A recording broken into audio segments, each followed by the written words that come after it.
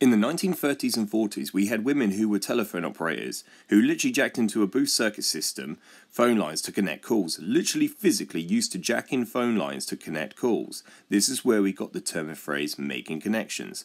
Whilst during the Franklin Delano Roosevelt administration, he established a Federal Reserve phone tax on all your bills. Beginning of World War II, this was implemented and then instated to discourage the population of the people from making unnecessary phone calls during wartime. This was to prevent the women from being overwhelmed from stress of millions of calls being made during time of war, because family members were ringing each other constantly to check safety of their loved ones, all during the Second World War. This federal tax has never been retracted since the time of sensational proactive prosecution of belligerent hostilities. This term, wartime, was changed to daylight saving time. Today, France, Britain and the United States are all still on daylight saving time. This means we are all still on wartime. And all of us still pay that tax-regulated bill on all our phone bills, including mobile bills. This is because we, the Anglo-speaking former Allied nations, except the former Soviet Union, are all still legally at war with the Thousand-Year Reich in exile. If you look at your phone bill, you will see that tax code and regulated bill still on there. Most other countries don't have daylight saving time.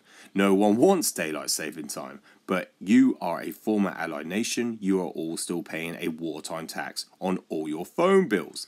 This is easily verifiable through one's own self-research by looking at your phone bills. And no one is aware of this, and nobody checks their phone bill. This means Britain, France and the United States are all still in World War II. Legally still in World War II. This is fact everyone is ignorant of, just like Communist China and the Nationalist Republic of China are still legally at war, like the Russian Federation is still legally at war with Japan.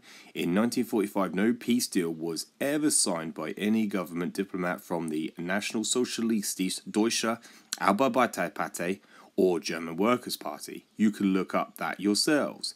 The only ceasefire was signed by military generals in the field of combat. Peace treaty was never signed at any location on the continent of Europe or otherwise by any government party member, because Franklin Delano Roosevelt, before he had died, recognized the Third Reich and the Empire of Japan, all the Axis, as war criminals. So Franklin Delano Roosevelt said the United States will not contend with war criminals, and they must be annihilated. He never recognized the Third Reich as the legitimate government of Germany, so the goal before his death was to exterminate them. You cannot sign a peace treaty from an entity you don't recognize as the legal government of a country, therefore results in total genocide.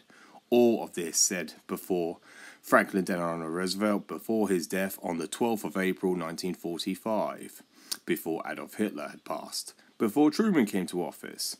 That's a fact no one knows about or aware of.